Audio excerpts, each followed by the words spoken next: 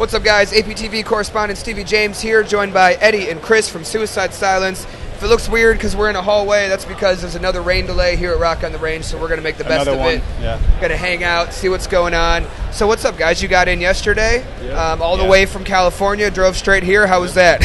Amazing. It was nice, man. We're like back in a van. It's really cool.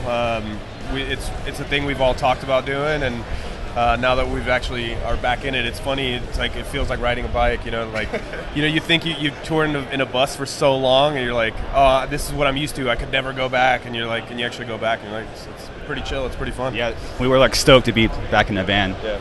A little more intimate. Yeah. Get nice and close and personal. So yeah, it was cool. I hope this rain clears up because a little birdie told me that you guys were going to be doing an acoustic set today. Who told you that? A little birdie flew by and told me Suicide Silence, an acoustic set. I never thought I would say those words.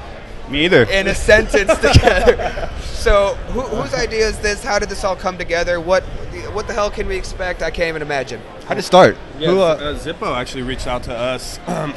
I guess the powers that be. They're like, we hear you guys have ballads on your new record. You guys want to maybe play an acoustic set? I think they were just asking because we're a band and we play music. I don't think they understood the implications of what they were asking. Absolutely. And sure enough, we're going to be jamming on Grandpa's guitars. Yeah. What's that like for you? Obviously, being in this band forever, to do the first acoustic set this far in. What were your thoughts when you got the offer, and what was your kind of initial reaction to it? There was no rational thought to it. First, I was scared, to be completely honest. Okay. And if I'm scared of something, I tend to do it.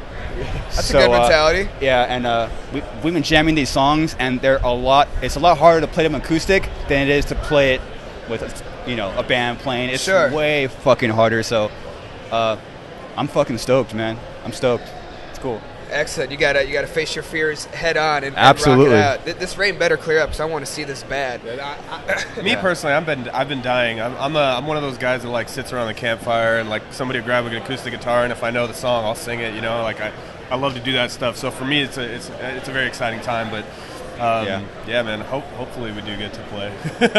Yeah, I hope so too. So looking forward into the rest of this year. I know you guys got a busy schedule ahead of you. What can we kind of look forward to? What doing the festival shows? What's coming up? What are we looking forward to here? We've been talking around the camp about doing a headliner in the fall. Nothing's really set in stone yet. It's just kind of rumors and talking back and forth between management and our agency, and I don't know. It's as far as everything's going right now, we're just looking to play these festivals, looking to get this record out to as many ears as possible. With all the wonderful backlash that we've gotten, it's been a pretty rough start, and but that's not fazing us. It's not putting us on our hinds at all. We're definitely putting our heads down and going harder than ever. Yeah, absolutely. From your perspective, this record, like you kind of touched to, had a little more resistance as it came out than some of your previous records. Yeah. From your perspective, pushing through that and still rocking it and still owning it, what's that been like for you? It's been kind of like a reset. It just made me go harder. So which is something that I think we all need.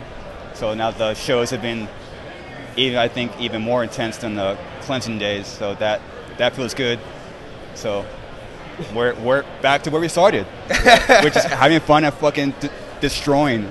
Yep. It's that simple. So see, I love it. What I love about the record is you see so many bands that kind of put themselves in a box and they're kind of scared to I don't know if we should do this song. I don't know if we should try that thing. Yeah. But what I love about this record in particular is that you didn't just toe the line. You didn't just go, let's kind of maybe try this new shit. You were like, we're doing this. We're fucking doing this, and you fucking did it. And I think that's what's the most badass about it. And to follow that up, now I think you're kind of carrying that mentality out of the record process and into the road and the live show and doing acoustic performances.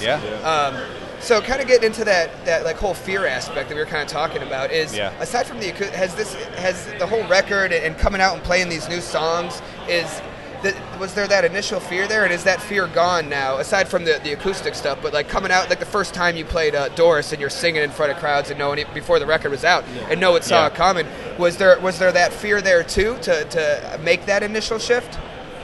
When you're on stage, the fear is gone. It's just there's just like little. When you're writing the songs in the studio, there's like a little bit of fear because you're always trying new shit, so you don't really know exactly how it's going to turn out.